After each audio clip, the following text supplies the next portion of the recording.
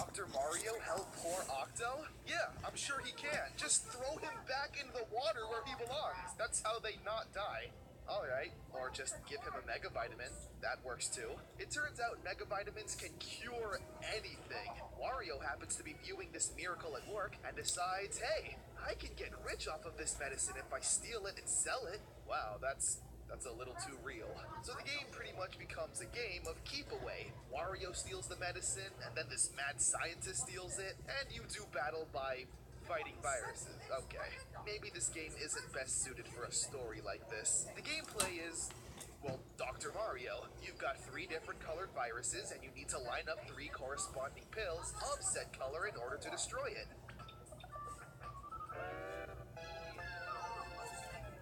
The story just gets really insane from here on out. You chase the mad scientist through a forest when all of a sudden a spider comes down and grabs you, and then you fight viruses as you naturally would. I don't know who you are. I don't know what you want.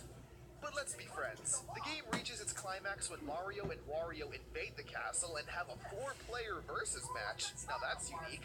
Wario eventually gets his hands on the Mega Vitamins and eats them. Doesn't that defeat the entire purpose of why you wanted them in the first place? And after eating them, he turns into a vampire. Was that part of the side effects? Let's check out the commercial. Call your doctor about Mega Vitamins today. Side effects may include dizziness, constipation, vomiting, and turning into a vampire. Yep, there it was. So we defeat Wario and the scientist. To quote the game, Dr. Mario used the Mega Vitamins to cure everyone. That's very vague. It still leaves me with a lot of questions, but I'll take it. And they all lived happily ever after. Apart from Wario, he was stabbed through the heart with a wooden stake. So what should we talk about next? Something like pinball on the NES? I mean, yup, there's Mario, right on the cover. But when you actually start playing the game, no Mario in sight. It isn't until one of the later stages where you're all of a sudden playing Breakout. And wouldn't you know, who's that down there? Mario, trying to save Pauline. Strange. And after you complete that level, it's back to regular old pinball, with no Mario in sight. Weird. And of course, who could forget all of Mario's random odd jobs he's held throughout his life? Do those count? We've got games like Punch-Out, where Mario appears not as a fighter, but as a referee. Thank you for your service, I guess. Then we've got Tennis, where again, Mario would rather enforce the rules. And then hey, we got good old fun golf. Boy howdy, golf is exciting. Mario looks more realistic here, like an actual fat Italian man, no offense. In the UK and other European areas, there was a game called Yoshi's Universal Gravitation.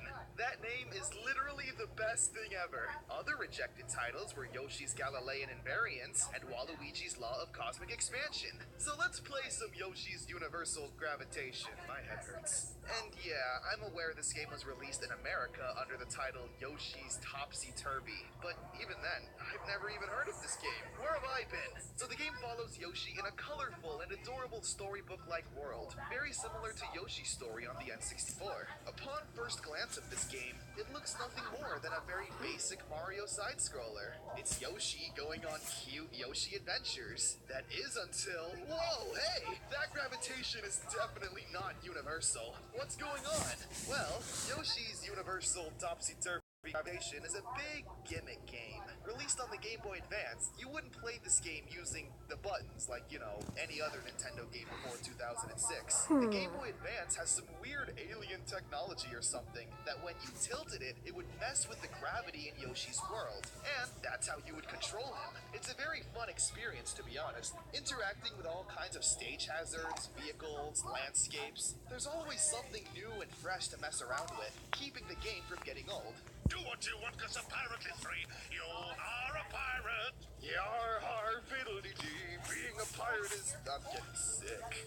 The game ends, somehow, with the situation of Bowser balancing for his life on a wooden plank, while we, the presumably child player, must jiggle the Game Boy Advance until he falls in.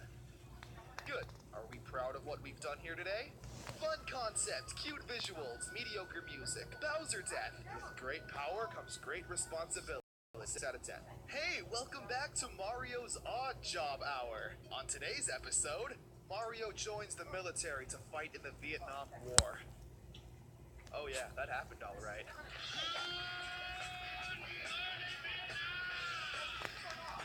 Mario Bombs Away is a Game & Watch game that probably shouldn't have been a thing. You play as Sergeant Lieutenant Mario over here, grabbing bombs, lighting them up on this oil trail, and throwing them at the enemy. It's really a surprise that Nintendo doesn't reference this game more often. Luigi, however, never joined the Vietnam War. He was too busy protesting and riding around in his van, being a dirty hippie.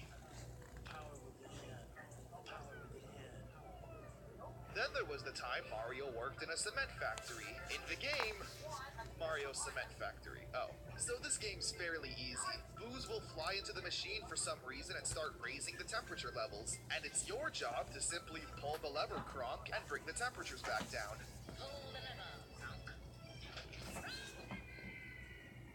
I like how Yoshi and Toad accurately represent people in the workforce. Yoshi looks like he doesn't give a crap, and Toad is asleep. I've got some friends that are pretty hardcore PC gamers. They say things like, PC is the best way to play video games. All the way, shut up, Connor, no one likes the GameCube. And then I cry. But hey, did you know that there was an original Mario game made for the PC? Released only in Japan and South Korea. The game was titled Super Mario Bros. Special. Oh, how special was it?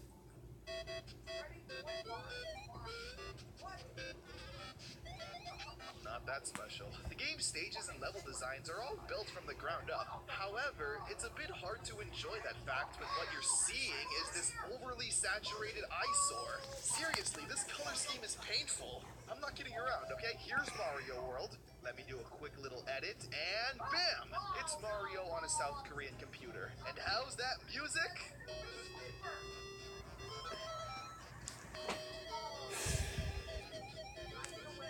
Oh, you know, bad.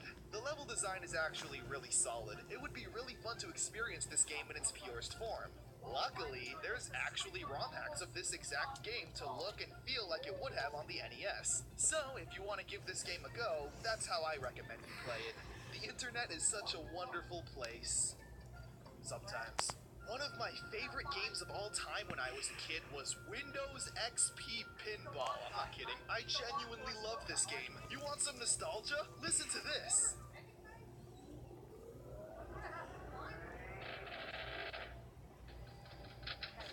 I love pinball. And I love Mario. If only there was a game that mixed these two. Oh wait, there is.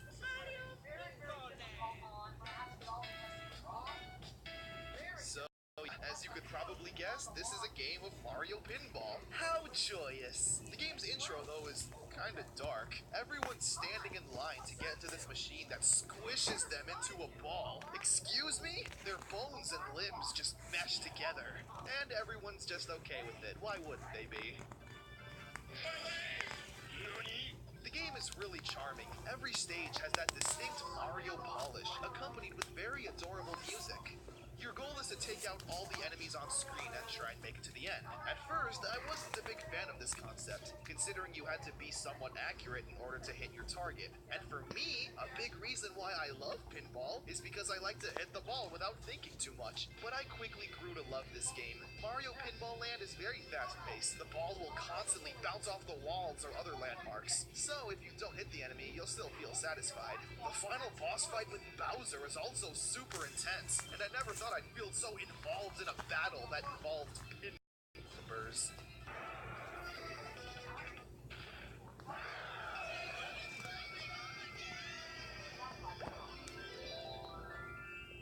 So yeah, those were some Mario games that I either didn't know of their existence, or aren't really part of the conversation when talking about beloved Mario games. Did you know any of these games? Let me know. I'll see you around.